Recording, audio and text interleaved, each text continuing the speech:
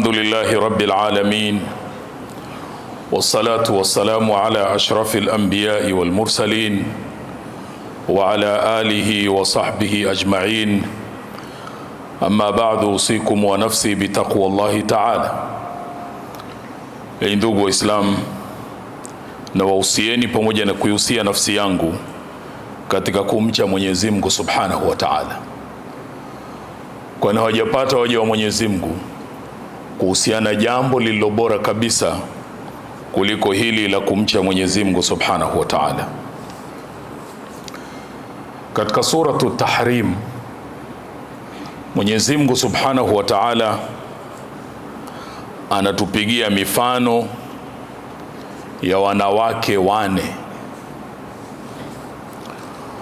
Wawili wa kwanza, mmoja akiitwa Waghila au Waila, ambaye huyo alikuwa mke wa Nabii Nuh alayhi salam, na mwingine akiitwa Waliha au Wahila, alikuwa mke wa Nabii Lut alayhi salam.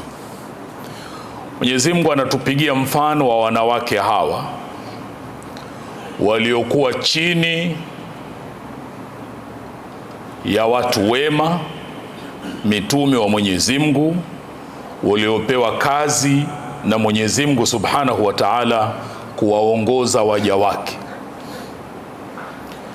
Lakini pamoja na kuwa chini ya watu wema wakifanya kazi ya Mwenyezi Mungu, na wao wakiishi nao kwa karibu sana, kama sote tunavyotambua ukaribu wa mke na mume, ukaribu ule haukuwasaidia chochote. Na Mwenyezi Mungu anatuambia siku ya Kiyama, malaika yule wa motoni atawaambia wale, wataambiwa waqila dkhula an-nara ma'a ad-dakhilin, patasema waambiwe ingieni motoni pamoja na wale wanaoingia katika moto. Mwenyezi Mungu atuhifadhi. Aya ya 10, Mwenyezi Mungu anatuambia baada bismillahir rahmanir rahim, daraba Allahu mathalan lilladhina kafaru imra'ata nuhin wa imra'ata lutin. Mwenyezi Mungu anapiga mfano wa wale waliokufuru, mke wa Nuh na mke wa Lut. Kanata tahta abdaini min ibadina salihaini, walikuwa chini ya waja wetu wawili miongoni mwa waja wetu wema. Fakhanatahuma, wakafanya khiana, na khiana walioifanya ni kufanya unafiki na kutoamini kwenye ujumbe ambao waume zao walikuwa wanafikisha. Inasemekana mke wa Nabii Nuh akiulizwa na watu wake, yeye ndo alikuwa kinara, akiwaambia msimsikilize, innahu majnun, mwenda wazimu tu huyu. Inasemekana mke wa Nabii Lut, yeye ndo akifanya kazi ya kuwajulisha wale watu waovu katika wale watu wa Nabii Lut, kunapokuja wageni kwa Nabii Lut, leo kuna wageni. Wakaendelea kufanya kazi hiyo mpaka walipokuja malaika wa kuadhibu, kuangamiza kwa makosa yao. Na walipoambiwa, ikawa bado wamekwenda pale wanapambana, wanawataka wageni hao.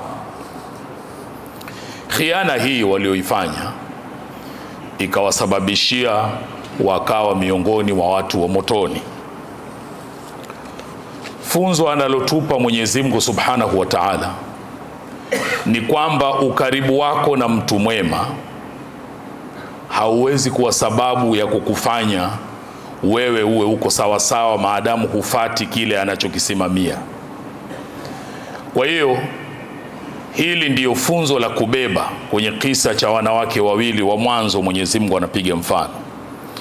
Lakini aya inayofuata ya 11, Mwenyezi Mungu anapiga mfano tena 11 na 12 ya wanawake wema.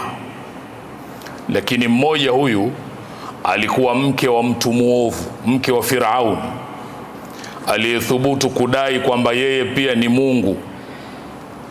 Uovu wa mume wake haukumfanya kwamba na yeye awe mtu mbaya.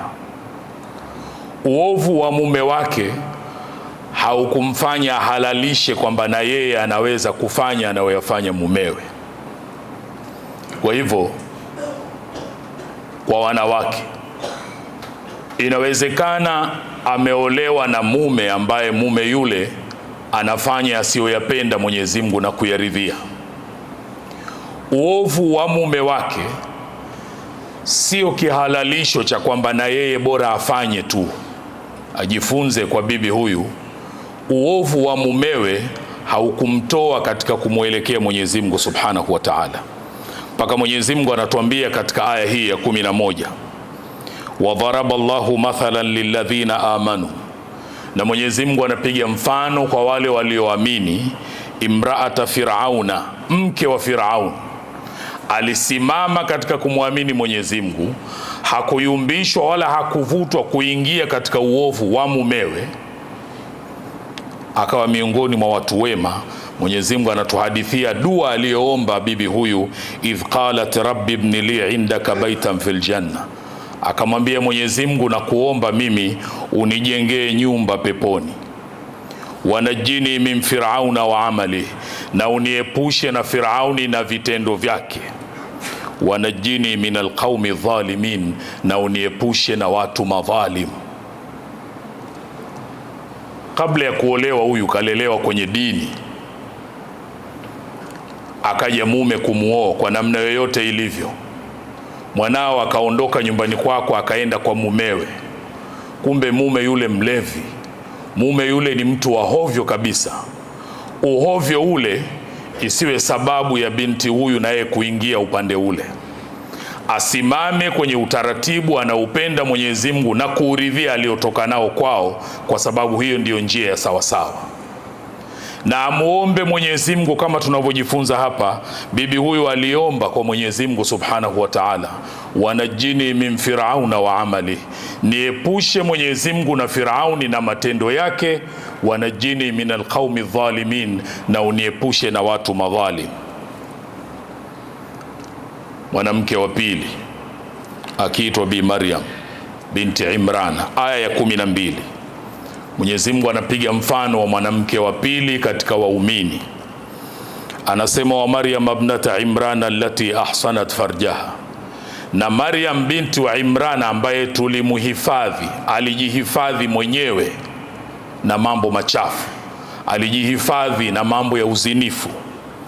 Fanafakhna fihi min ruhina, akatumwa malaika Jibril kupulizia mimba aliyoipata ya Nabii Isa. Wasaddaqat bikalimati rabbiha, ili mradi alisadikisha na alisimama sawasawa katika anayoyapenda Mwenyezi Mungu na kuyaridhia. Mwisho wa aya Mwenyezi Mungu anasema bibi huyu wakanat minal qanitin, alikuwa katika wenye kunyenyekea kufanya anayoyapenda Mwenyezi Mungu na kuyaridhia. Bibi huyu hakuolewa. Inawezekana yuko mwanamke wa Kiislamu hana mume pale alipo, lakini hiyo sio kihalalisho cha kufanya asiyoyapenda Mwenyezi Mungu na kuyaridhia. Tujifunze na yeye ajifunze kwa Bi Maryam, pamoja na hali yake alisimama sawasawa, na Mwenyezi Mungu anampigia mfano katika wanawake waumini wa peponi. Mwenyezi Mungu awajalie wanawake wa kwetu nao wawe miongoni wa wanawake wa peponi wanaoishi kwenye utaratibu huu anaoeleza Mwenyezi Mungu Subhanahu wa Ta'ala. Wallahu Subhanahu wa Ta'ala yaqul فإذا قرأت القرآن فاستعذ بالله من الشيطان الرجيم. أعوذ بالله من الشيطان الرجيم. بسم الله الرحمن الرحيم. ومريم ابنة عمران التي أحصنت فرجها فنفخنا فيه من روحنا وصدقت بكلمات ربها وكتبه وكانت من القانتين. صدق الله العظيم. بارك الله لي ولكم بالقرآن العظيم ونفعني وإياكم بالآيات والذكر الحكيم. أقول قولي هذا استغفر الله العظيم لي ولكم فاستغفروه إنه هو الغفور الرحيم وهو البر الكريم.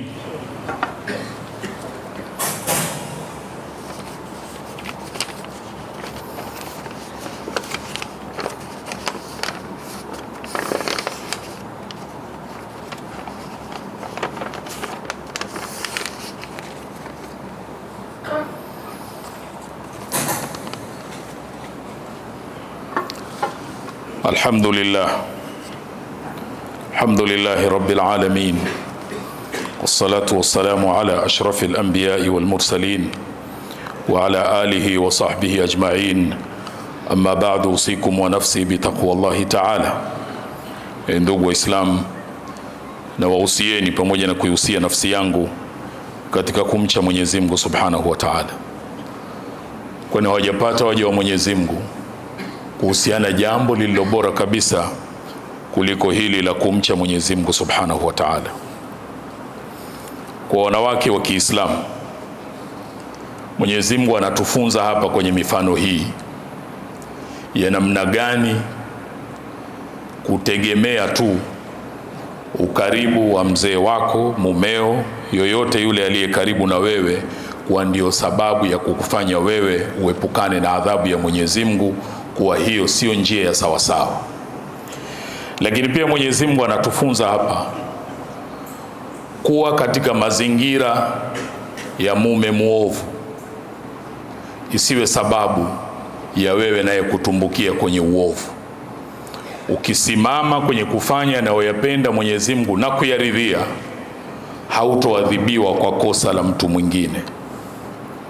Katika sura hii mwanzoni, kabla ya aya hizi, Mwenyezi Mungu anaeleza kisa kilichotokea kwa Bwana Mtume sallallahu alayhi wasallam alipomwambia siri mmoja wa wake zake, na akamwambia siri ile asimwambie mwingine. Alipoambiwa siri Bibi Hafsa na akaambiwa asiiseme kwa wengine, yeye akashare siri ile kwa mama Aisha. Jambo lile akalijua Bwana Mtume sallallahu alaihi wasallam kwa kutumwa malaika Jibril kumwambia. Mwenyezi Mungu kuwatisha kwamba kile walichofanya hakikuwa sawa sawa, akasema kwa Mwenyezi Mungu, nyinyi mkiachwa, Mwenyezi Mungu atambadilishia mtume wake, ampe wake walio bora kuliko nyinyi. Kuwatisha waache tabia ile. Kitu muhimu cha kujifunza sisi ni sifa za hao wanawake bora ambao Mwenyezi Mungu anasema atabadilishiwa, apewe Bwana Mtume sallallahu alaihi wasallam ikitokea wale wake zake wameachwa. Mwenyezi Mungu anasema sifa zao, ya kwanza muslimati, watakuwa ni wenye kunyenyekea amri za Mwenyezi Mungu na amri za mtume wake. Sifa ya pili mu'minati, ni wenye kuamini yale yaliyoletwa kutoka kwa Mwenyezi Mungu kupitia kwa Bwana Mtume sallallahu alaihi wasallam. Sifa ya tatu qanitatin, wenye kunyenyekea, wenye kutii na kudumu katika taa. Sifa ya nne taibatin, wenye kutubu wanapofanya makosa, wanatubia kutokana na madhambi na hawang'ang'anii kuendelea kufanya madhambi na maasi. Sifa inayofuata abidati, wanaofanya wingi wa ibada. Wanazuoni wa tafsiri wakafasiri wingi wenyewe ni kama kwamba ibada imechanganyika na nyoyo zao, huwezi kutenganisha. Sifa inayofuata saihatin, wenye kudumu katika kufanya ibada ya funga, au tafsiri nyingine wanaosafiri, lakini wanasafiri popote wanapokuwa kwa ajili ya kutaka radhi za Mwenyezi Mungu na mtume wake. Unaweza kufasiri leo wanaosafiri kwa sababu mbalimbali za kikazi, biashara, lakini huko wanakokwenda bado wanajua Mwenyezi Mungu anawaona, wanafanya anayoyapenda Mwenyezi Mungu na kuyaridhia, hawatumii fursa hiyo kufanya asiyoyapenda Mwenyezi Mungu na kuyaridhia. Na mwisho Mwenyezi Mungu anasema thayibatin wa abkara, atabadilishiwa ima wawe watu wazima au watoto wadogo. Lakini Mwenyezi Mungu anataja sifa za wanawake ambao ikiwa mtume atawaacha wake zake, hawa ndio watakaopewa kuwaoa. Tunajifunza nini kwa wanawake? kujikagua kama sifa hizi wanazo. Kwa wanaume kuangalia kwamba hizi ndio sifa za sawasawa zinazotakiwa, ili asije akaangukia mtu akawa na yeye kamuoa Bi Waila aliyokuwa mke wa Nabii Nuh, au asije mtu akawa kaoa aliyokuwa mke wa Nabii Lut. Mwenyezi Mungu Subhanahu wa Ta'ala atujalie tuwe miongoni mwa waja wake walio wema, wanaosikiliza maneno na wakafuata aliyokuwa mazuri. Kisha kwa mafundisho mazuri haya aliyotuletea Bwana Mtume sallallahu alaihi wasallam, Mwenyezi Mungu akatuamrisha jambo alilolianza yeye mwenyewe, kisha akalifuatisha kwa malaika, na akamalizia kwetu sisi kwa kutuambia inna Allaha wa malaikatahu yusalluna ala nabi ya ayyuhalladhina amanu sallu alayhi wa sallimu taslima. اللهم صل وسلم على سيدنا محمد وعلى آله وصحبه أجمعين، خصوصا منهم أمير المؤمنين سيدنا أبي بكر الصديق، أمير المؤمنين سيدنا عمر بن الخطاب، أمير المؤمنين سيدنا عثمان بن عفان، أمير المؤمنين سيدنا علي بن أبي طالب، وبقية العشر بشرين بالجنة، وعن أزواج نبيك وعمي وسبطه ذوي الإخلاص والصفا. ربنا تقبل منا إنك أنت السميع العليم، وتب علينا إنك أنت التواب الرحيم، واغفر للمؤمنين والمؤمنات والمسلمين والمسلمات الأحياء منهم والأموات برحمتك يا أرحم الراحمين. عباد الله، إن الله يأمر بالعدل والإحسان وإيتاء ذي القربى وينهى الفحشاء والمنكر والبغي يعظكم لعلكم تذكرون. فاذكروا الله العظيم يذكركم، واشكروه على نعمه يزدكم، ولذكر الله أكبر. الله يعلم ما تصنعون. أقم الصلاة.